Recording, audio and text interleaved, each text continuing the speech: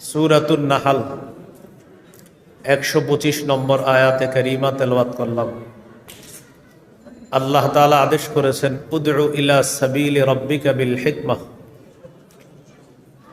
আপনি আপনার রবের পথে দাওয়াত দেন কৌশলে, ওয়াল মাউইজাতিল হাসানা, উত্তম ওয়াজের মাধ্যমে, ওয়াজাদিলহুম বিল্লাতী হিয়া আহসান, উত্তম পন্থায় বাতিলদের সাথে বিতর্ক করেন। ইন্না রাব্বাকা হুয়া আ'লামু বিমান দাল্লা আন সাবিলিহি ওয়া হুয়া আ'লামু বিল মুহতাদিন, আপনার রব অধিক অবগত ওই ব্যক্তির ব্যাপারে যে তার রবের পথ থেকে পথভ্রষ্ট হয়েছে, এবং তাদের ব্যাপারে অধিক অবগত যারা হেদায়েত প্রাপ্ত। দাওয়াত দেওয়ার হুকুম করেছেন আল্লাহ। দাওয়াতের আবিধানিক অর্থ ডাকা, আহ্বান করা। সূরা বনী ইসরাঈলের 52 নম্বর আয়াতে আছে, আল্লাহ তাআলা বলেন, ইয়াউমা ইয়াদউকুম, সেদিন তিনি তোমাদেরকে ডাকবেন, আহ্বান করবেন।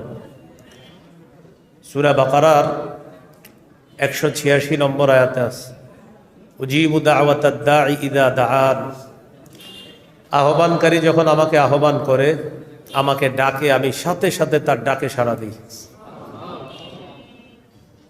সূরা আলী ইমরানের 104 নম্বর আয়াতে আছে, ওয়ালতাকুম মিনকুম উম্মাতুন ইয়াদউনা ইলাল খায়র, তোমাদের মধ্যে এমন একটি উম্মত হওয়া উচিত, দল হওয়া উচিত, থাকা উচিত, যারা কল্যাণের প্রতি ডাকবে, আহ্বান করবে। সূরা হামিম আস-সাজদা 33 নম্বর আয়াতে আছে, ওয়ামান আহসানু কাওলাম মিম্মান দাআ ইলাল্লাহ, ওই ব্যক্তির চেয়ে উত্তম কথা আর কার, যে আল্লাহর পথে আহ্বান করে, ডাকে। সূরা কসসের 87 নম্বর আয়াত, ওয়াদউ ইলা রাব্বিকা ওয়ালা তাকুনান্না মিনাল মুশরিকিন, আপনি আপনার রবের দিকে ডাকেন, মুশরিকদের অন্তর্ভুক্ত হবেন না। এ হলো দাওয়াতের আবিধানিক অর্থ, মানে ডাকা, আহ্বান করা। সহিহ বুখারীর বর্ণনা 4487 নম্বর হাদিস, রাসূলুল্লাহ সাল্লাল্লাহু আলাইহি সাল্লাম বলেন, ইউদআ নূহুন ইয়াউমাল কিয়ামা, নূহ আলাইহিস সালাতু ওয়াস সালামকে ডাকা হবে কিয়ামতের ময়দানে। ডেকে বলা হবে, হাল বাল্লাগতা, আপনি কি প্রচার করেছেন? নূহ আলাইহিস সালাম বলবে, হ্যাঁ প্রচার করেছি। ফায়ুদআ কওমুহু, নূহ নবীর জাতিকে ডাকা হবে, তাদেরকে আল্লাহ তাআলা বলবেন, হাল বাল্লাগাকুম, তোমাদের কাছে কি নূহ নবী পৌঁছিয়েছে? তখন তারা বলবে, মা আতানা মিন নাযীর, আও ক্বালা মা আতানা মিন আহাদ, তারা বলবে, আমাদের কাছে কোনো সতর্ককারী আসে নাই, কেউ আসে নাই। নূহ নবী বললেন, আমি দাওয়াত দিয়েছি। তারা বলবে, আমাদের কাছে কেউ আসে নাই। আল্লাহ তাআলা নূহ নবীকে বলবেন, মা ইয়াশহাদু লাকা, আপনার সাক্ষী আছে, কে সাক্ষী দিবে? নূহ আলাইহিস সালাতু ওয়াস সালাম বলবেন, মুহাম্মাদুন সাল্লাল্লাহু আলাইহি সাল্লাম ওয়া উম্মাতুহু, মুহাম্মদ সাল্লাল্লাহু আলাইহি সাল্লাম এবং তার উম্মত সাক্ষী দিবে। তো এই হাদিস থেকে জানলাম, দাওয়াত মানে ডাকা, আহ্বান করা। এটা দাওয়াতের পারিভাষিক অর্থ ইবনে তাইমিয়া রহমতুল্লাহি আলাইহি বলেন, আদ-দাওয়াতু ইলাল্লাহ হিয়া দাওয়াতু ইলাল ঈমানি বিহি, আল্লাহর দিকে দাওয়াত দেওয়া মানে আল্লাহর বিশ্বাসের দিকে দাওয়াত দেওয়া। শায়েখ খিজির রহমতুল্লাহি আলাইহি বলেন, 4 জিনিসের নাম, মৌলিকভাবে 4 জিনিসের নাম দাওয়াত। হাসসুন নাসি আলাল খাইরি ওয়াল হুদা ওয়াল আমরি বিল মারুফ ওয়ান নাহyi আনিল মুনকার, মানুষকে কল্যাণের প্রতি উৎসাহিত করা, হেদায়েতের প্রতি উৎসাহিত করা, সৎ কাজের আদেশের প্রতি উৎসাহিত করা, অসৎ কাজের নিষেধের প্রতি উৎসাহিত করা, এটার নাম দাওয়াত। দাওয়াতের ধারাক্রম সূরা আ'রাফের 65 নম্বর আয়াতে আল্লাহ বলেন, ওয়া ইলা আদিন আখাহুম হুদা ফাকালা ইয়া কওমি ইবুদুল্লাহ মা লাকুম মিন ইলাহিন গায়রু,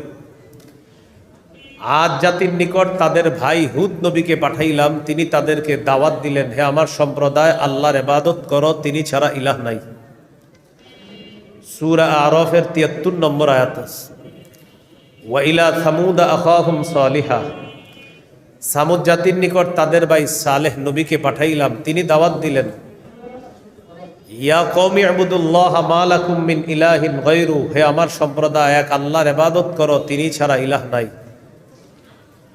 সূরা আরাফের 85 নম্বর আয়াতে আছে, আল্লাহ তাআলা বলেন, ওয়া ইলা মাদিয়ানা আখাহুম শুআইবা, মাদিয়ানবাসীর নিকট শুআইব নবীকে পাঠাইলাম, তিনিও বললেন, ইয়া কওমি ইবুদুল্লাহ, হে আমার সম্প্রদায়, আল্লাহর ইবাদত করো। এগুলা দাওয়াত। ধারাবাহিকতা আস্তে আস্তে মুহাম্মদ সাল্লাল্লাহু আলাইহি সাল্লাম পর্যন্ত এসেছেন। সূরা মাঈদার ৬৭ নম্বর আয়াতে আল্লাহ তাআলা বলেন, ইয়া আইয়ুহার রাসূলু বাল্লিগ মা উনজিলা ইলাইকা মির রাব্বিক, হে রাসূল সাল্লাল্লাহু আলাইহি সাল্লাম, আপনি প্রচার করেন যা আপনার প্রতি অবতীর্ণ করা হয়েছে, নাজিল করা হয়েছে, তা আপনি প্রচার করেন। রাসূলুল্লাহ সাল্লাল্লাহু আলাইহি সাল্লাম প্রচার করা শুরু করলেন গোপনে। ২.৫-৩ বছর গোপনে দাওয়াত দেওয়ার পর সূরা শুআরার এক আয়াত আল্লাহ নাজিল করলেন, ওয়া আনদির আশিরাতাকাল আকরাবিন, আপনি আপনার নিকটাত্মীয়দেরকে ভয় দেখান, সতর্ক করেন। সহিহ বুখারীর বর্ণনা 4770 নম্বর হাদিস। রাসূলুল্লাহ সাল্লাল্লাহু আলাইহি সাল্লাম সাফা পাহাড়ের উপরে উঠলেন। সাইদা রাসূলুল্লাহ সাল্লাল্লাহু আলাইহি সাল্লাম আলা সাফা ফাজাআলা ইউনাদি ইয়া বানি ফিহরিন ইয়া বানি আদি লিবতুনি মিন কুরাইশ, কুরাইশের বিভিন্ন গোত্রের নাম ধরে ধরে নবী ডাকলেন। সবাই পাহাড়ের সামনে উপস্থিত হতে লাগলো। ফাজাআলা রাজুলু ইযা লাম ইয়াস্তাতি আন ইয়াখরুজা আরসালা রাসূলান লিয়ানজুরা মা হুয়া, যে ব্যক্তি আসতে পারলো না ওই ব্যক্তি আরেকজনকে পাঠায় দিছে, যাও তো মোহাম্মদ কি বলে একটু শুনে আসো। এইভাবে মানুষ আসলো। ফাজাআ আবু লাহাব ওয়া কুরাইশ, আবু লাহাব আসছে, কুরাইশরাও আসছে।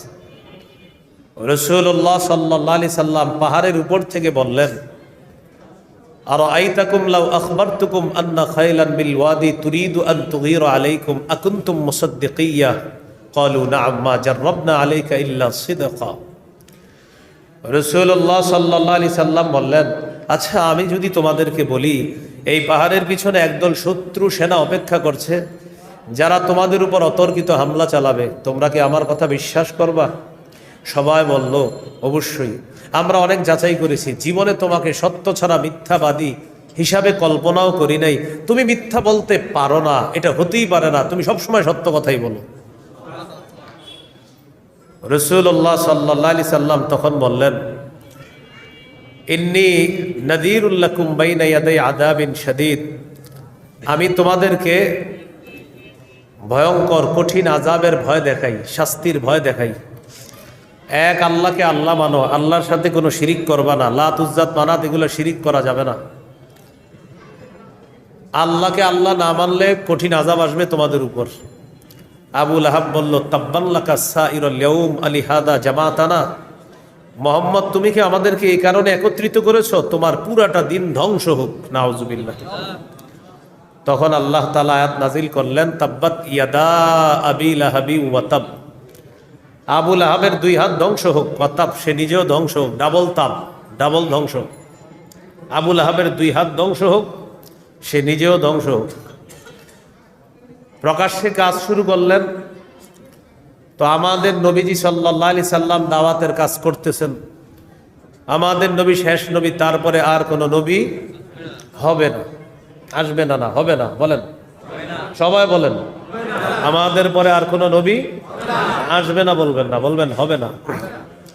নবীজি কোথাও বলেন নাই লা ইয়াজিউ, বলছে লা ইয়াকুনু, লা ইয়াকুনু নাবিয়্যুন বাদি, আমার পরে নবী হবে না। কারণ আমাদের নবী প্রজ্ঞাপূর্ণ কথা এই জন্য বলেছেন, একদল বাটপার দুনিয়াতে আসবে, যারা আসবে না এই শব্দ দিয়ে ধোঁকা দিবে জাতিকে।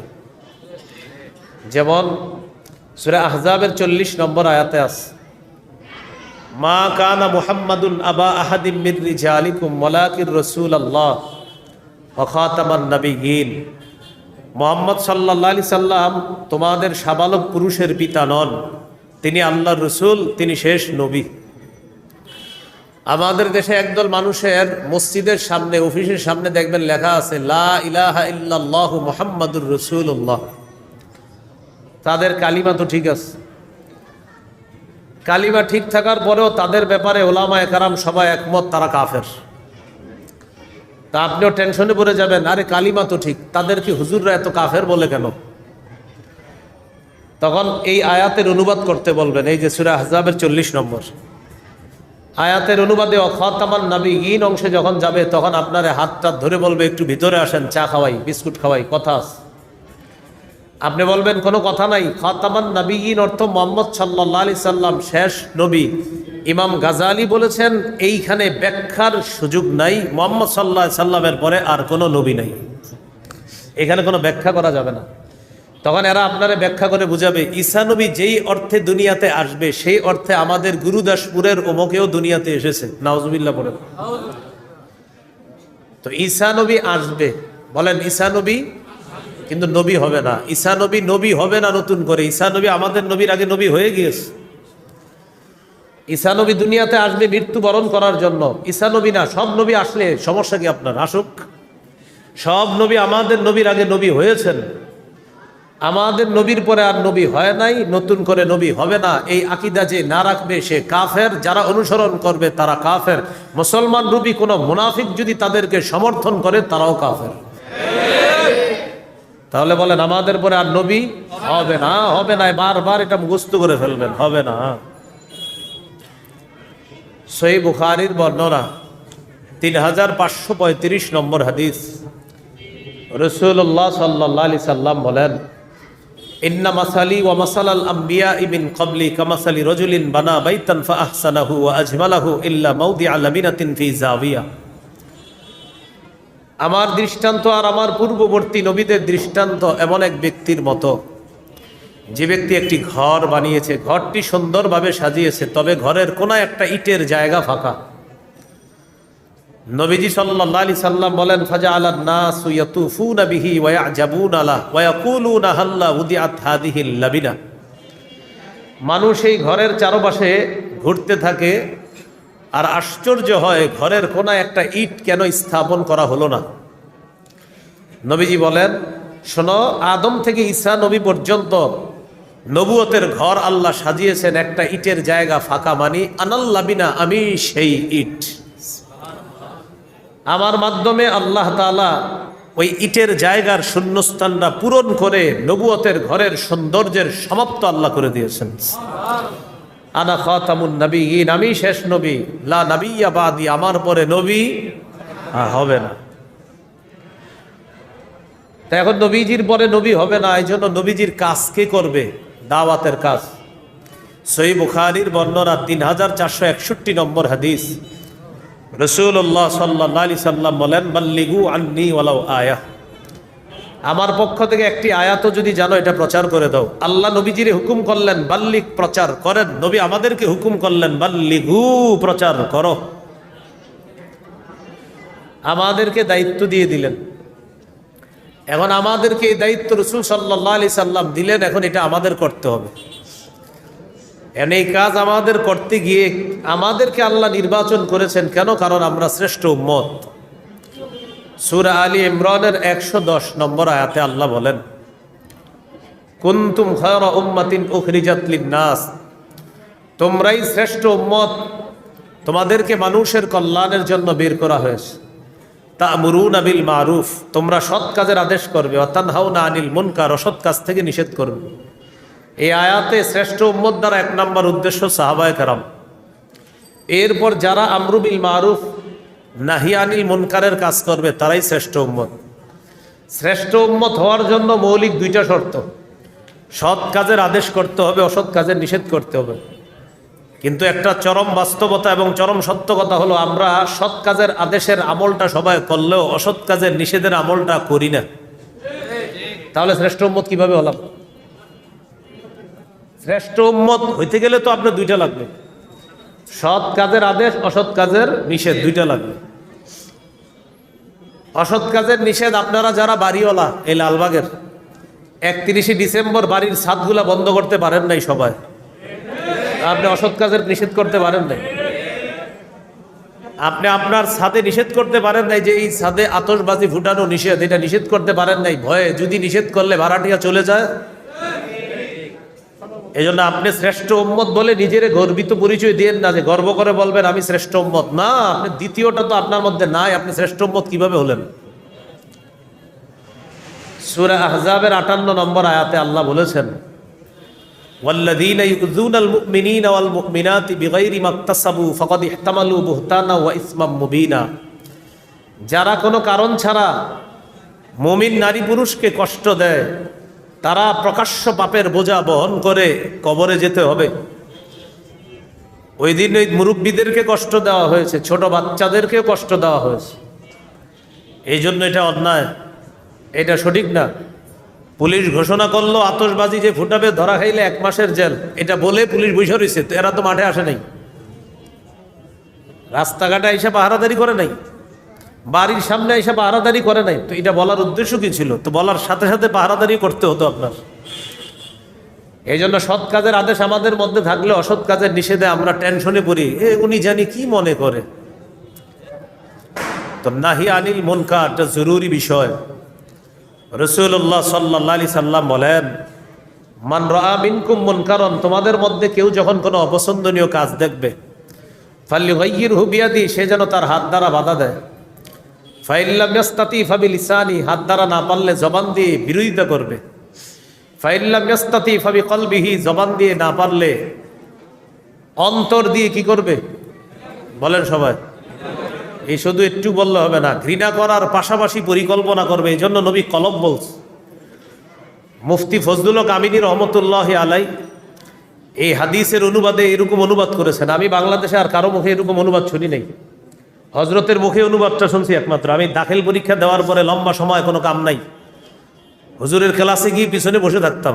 আমি ডাইরেক্ট ছাত্র না, তখন আমাদের এই হজরতরা বুখারী পড়তেন, ডাইরেক্ট ছাত্র, ওনাদের পিছনে গিয়ে আমি বসে থাকতাম, এটা ওনারাও জানে না। তা আমি ডাইরেক্ট ছাত্র ছিলাম না। হুজুর ওই ক্লাসে বলছিলেন ফাবি কলবিহি দ্বারা উদ্দেশ্য হলো অন্তরে প্ল্যান করতে হবে কিভাবে এই খারাপ কাজ বাধা দেওয়া যায়। এছাড়া আমি আর কারো মুখে, সবার মুখে শুনছি ঘৃণা করা ঘৃণা করা, কিন্তু হজরত যখন বললেন পরিকল্পনা, আমার বুঝে আসছে কলব বলার উদ্দেশ্য আসলেই পরিকল্পনা, কলব। কারণ পরিকল্পনার সম্পর্ক কলবের সাথে। এই জন্য আপনি খারাপ কাজকে ঘৃণা করে আল্লাহুম্মা বিসমিকা আমুতু আহিয়া বইলা ঘুমায় গেলেন না, হবে না। আপনি পরিকল্পনা করতে হবে যে আজকে পারি নাই, কালকে বুঝামো কিভাবে কি করা যায়, পরিকল্পনা করা। এটা হলো নাহি আনিল মুনকার। তো সৎ কাজের আদেশ, অসৎ কাজের নিষেধ, এটা জরুরি বিষয়। অসৎ কাজের নিষেধ এটা জরুরি বিষয়। আমাদের বাংলাদেশে 90% বেশি মুসলমান, এটা আমরা সংখ্যা মাত্র দাবি করি। এটা আমার কাছে চূড়ান্ত একটা চাপাবাজি মনে হয়। কেন মনে হয়? হজ করতে যাবেন, সেখানে গিয়ে আপনারা যেখানে বসাবে বাম পাশে তাকাইলে দেখবেন মদের বার। কিসের বার? হ্যাঁ, বাংলাদেশ এয়ারপোর্টে, যেই দেশে মুসলিম 90% বেশি, সেই এয়ারপোর্টে আপনি যাবেন, অনেক ওয়েটিং রুমে বসাবে, কোনো হাজি সাহেব এই পাশে বসায়, কোনোটার ও পাশে এই পাশে। এক জায়গা আল্লাহর কি কুদরত, আমারে যেই পাশে বসাইছে বাম পাশে তাকায় দেখি, নাউজুবিল্লাহ। আর কিল্লে গেছে আমি বসলাম ওখানে গিয়ে বাম পাশে, মদের বার। আর আমরা কি বলি গর্ব করে, আমরা 92% বেশি মুসলমান। তো এতগুলা মুসলমান থাকতে আতশবাজিটা ফুটলো কিভাবে বলেন? পুরা লালবাগ মিলে আপনারা কেন মিছিল করলেন না? পুরা লালবাগ কেন আপনারা নামলেন না? কারণ চিন্তা করছেন এই যার মন চায় করুক। শ্রেষ্ঠ উম্মত হওয়া এটা মোয়ানা হয়ে বললেন আর হয়ে গেল শ্রেষ্ঠ উম্মত। সৎ কাজের আদেশ, অসৎ কাজের নিষেধ, দুইটা বিষয় জরুরি বিষয়। পুরো কিয়ামত করে ফেলছে এমন অবস্থা। তো মদ হারাম, অথচ আমাদের চোখের সামনে মদ সুন্দরভাবে সাজায় রাখছে। ইবনে মাজার 4020 নম্বর হাদিসে রাসূল সাল্লাল্লাহু আলাইহি সাল্লাম বলেন, লা ইয়াশরাবান্না নাসুম মিন উম্মতি আল খামর ইয়াসাম্মুনাহা বিগাইরি ইসমিহা। আমার উম্মতের একদল মদ পান করবে, নামটা পাল্টায়া দিবে, নাম দিবে বিয়ার, মাদক, নাম দিবে শ্যাম্পেন, মাদক, নাম দিবে কানাডা ড্রাই, মাদক, নাম দিবে মাস্তুদ, মাদক, নাম দিবে ইয়াবা, মাদক, নাম দিবে বাবা, মাদক, নাম দিবে গাঁজা, মাদক, নাম দিবে হিরোইন, মাদক, নাম দিবে ফেন্সিডিল, মাদক। এরকম ভিন্ন ভিন্ন নামে মাদক দ্রব্য সেবন করবে। ইউজাফু আলা রুউসিহিম বিল কাইনাতি ওয়াল মুগান্নিয়াত। তাদের মাথার উপরে গায়িকা নায়িকা নর্তকীরা নাচানাচি করবে, আর তারা তালে তালে মদ পান করবে। রাসূলুল্লাহ সাল্লাল্লাহু আলাইহি সাল্লাম বলেন, লা তাবিউল কাইনাতি ওয়াল মুগান্নিয়াত তোমরা গায়িকা নায়িকা বিক্রি করবা না, ওয়ালা তাশতারুহুন্না ক্রয় করবা না, এক্সপোর্ট করবা না, ইনপুট করবা না। বাংলাদেশের নায়িকা গায়িকাদেরকে বিদেশে পাঠাবা না, বিদেশের কোনো গায়ক গায়িকা এনে 3 কোটি টাকা দিবা না, এটা নবী নিষেধ করছে। ওয়ালা তুআল্লিমুহুন্না, তাদেরকে গান শিক্ষা দিবা না, ওয়াসামানুহুন্না হারাম, এই উপার্জন টোটাল না হারাম। বাচ্চার হাত ধরে ধরে নাচের আর গানের স্কুলে নেয়, আবার ইমাম সাহেবের কাছে দোয়া চাই, হুজুর দোয়া করেন, মাশাআল্লাহ বাচ্চাটা নিয়ে যাইতেছি। লজ্জা শরমের তল, লজ্জার কথা বলার ক্ষমতা থাকলে আপনার কাছে বলতো আমারে মাফ করেন।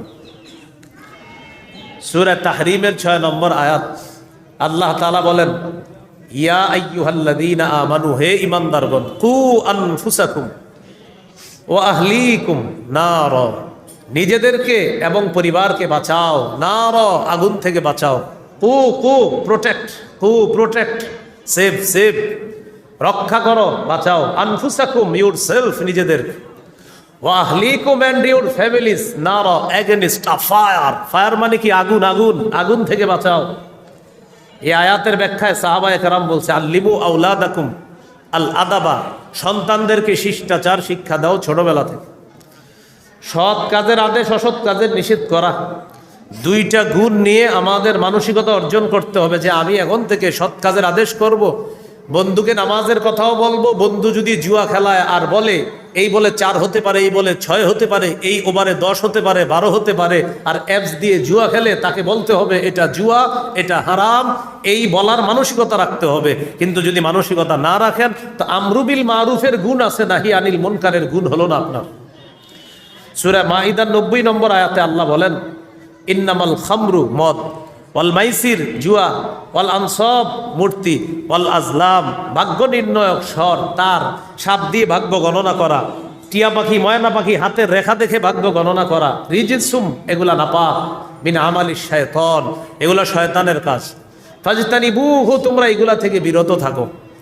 তাহলে মাদক দ্রব্য, এটা থেকে সমাজকে বাঁচাতে হবে, নাহি আনিল মুনকার করতে হবে, এটার বিরোধিতা করতে হবে। এটার আমদানি রপ্তানি যেই জায়গায় হয় তাদেরকে এটার বিরোধিতা করতে হবে আপনার। এটা হলো নাহি আনিল মুনকার, অসৎ কাজ থেকে নিষেধ করা। এই হলো আপনার দাওয়াতের কাজ। এটা আমাদেরকে রাসূল সাল্লাল্লাহু আলাইহি সাল্লাম, নবীজির পরে যেহেতু নবী হবে না, তাই জিম্মাদারি আমাদের।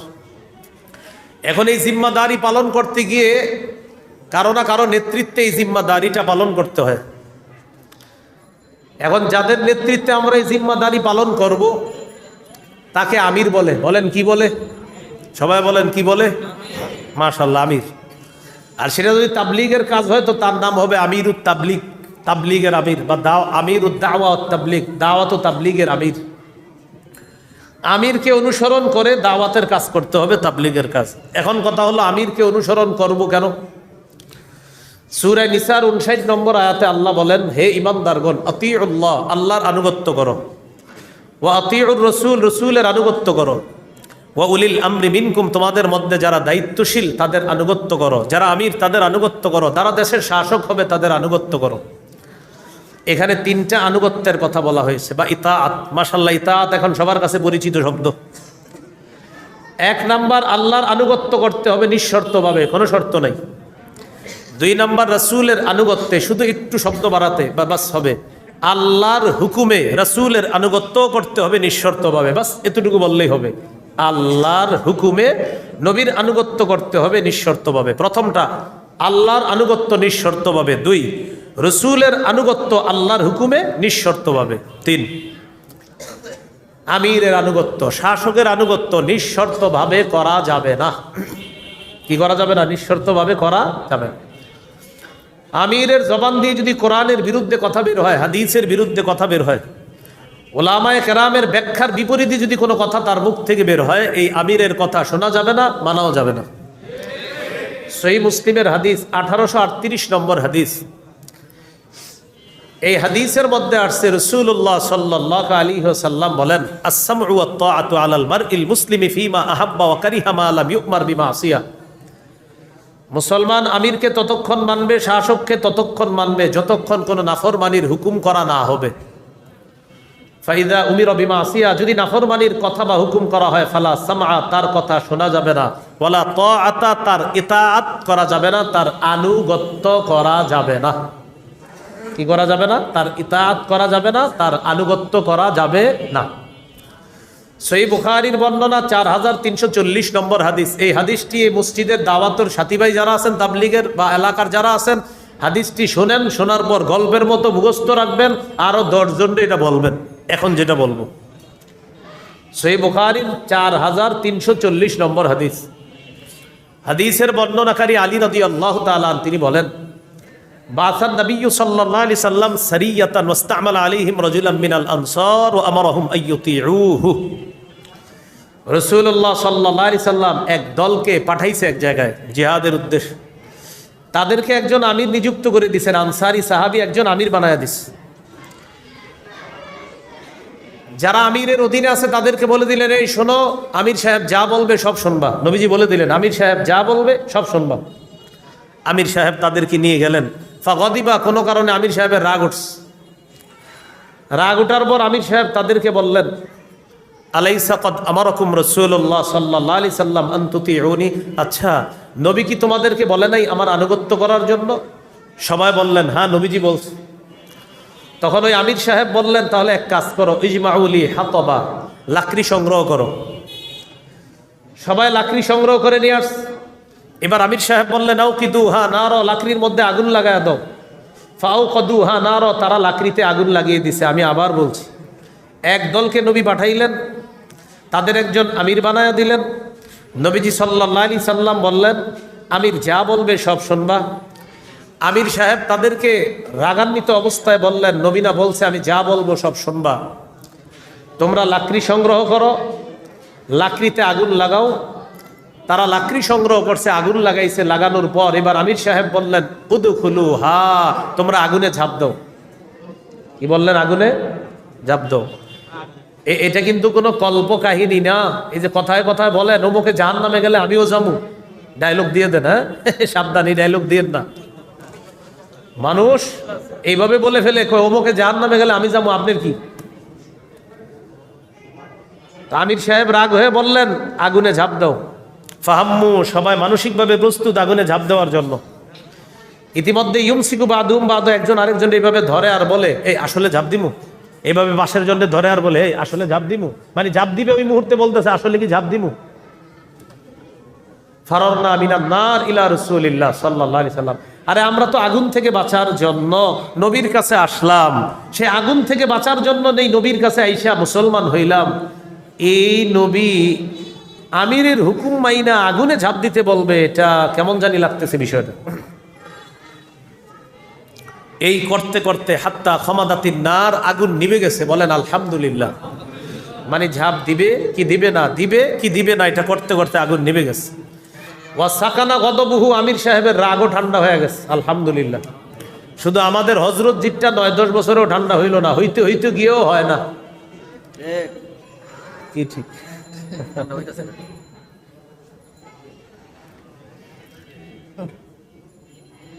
এখন আমির সাহেবের রাগ ঠান্ডা হয়ে গেছে, আগুন নিভে গেছে। ঘটনাটা নবীজির কাছে গেছে। এই ঘটনা, হুজুর আমরা তো আমিরের কথা মানি নাই, আগুনে ঝাঁপ দেই নাই, আমাদের কি কোনো সমস্যা হয়েছে? নবীজি বললেন, পুরা ঘটনা বলো। তো বলছে, হুজুর এরকম এরকম ঘটনা। নবীজি বললেন, সর্বনাশ, লাউ দাখালু হা মা খরজু মিনহা ইলা ইয়াউমিল কিয়ামা। তারা যদি আমিরের কথা শুই না আগুনে ঝাঁপ দিত, কিয়ামত পর্যন্ত আগুন থেকে বের হতে পারতো না। নবীজি বললেন, ইন্নামাত তাআতু ফিল মারুফ, আমিরের কথা শুনতে হবে শুধু ন্যায়সঙ্গত কথা কাজে। আমির যদি নাফরমানির কথা বলে, তার কথা শোনা যাবে না, মানাও যাবে না।